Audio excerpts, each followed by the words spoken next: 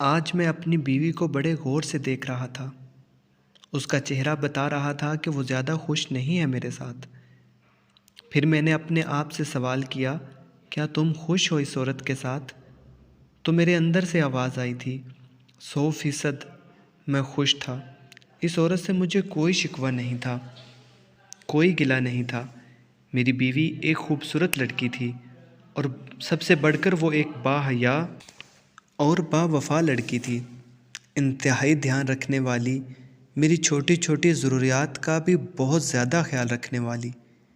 سچ میں سوچ رہا تھا کہ جو ماں کی محبت ہوتی ہے، خالص، بے غرض، بہت زیادہ، ایسی ہی سچی اور بے پناہ محبت کرتی تھی میری بیوی مجھ سے۔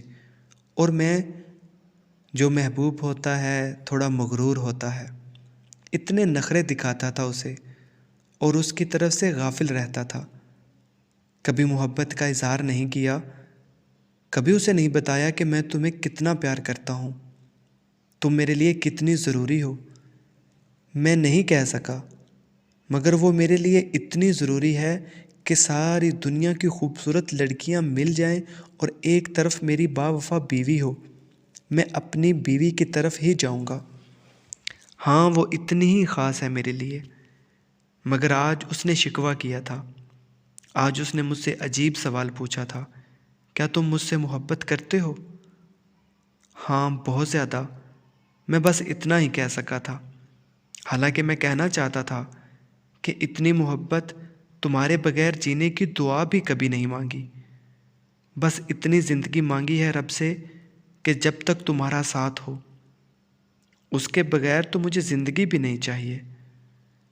مگر میں یہ سب باتیں اس سے نہیں کہہ سکتا، پتہ نہیں کیوں، مگر اظہار ضروری ہوتا ہے، بہت ضروری۔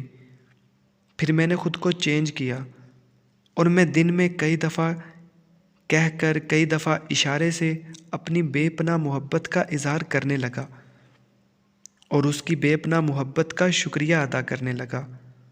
وہ تھوڑے عرصے میں پھر سے جوان سی لگنے لگی تھی، صحت مند سی، ایکٹیو سی۔ ہاں بھائی، محبت کا اظہار ضروری ہے۔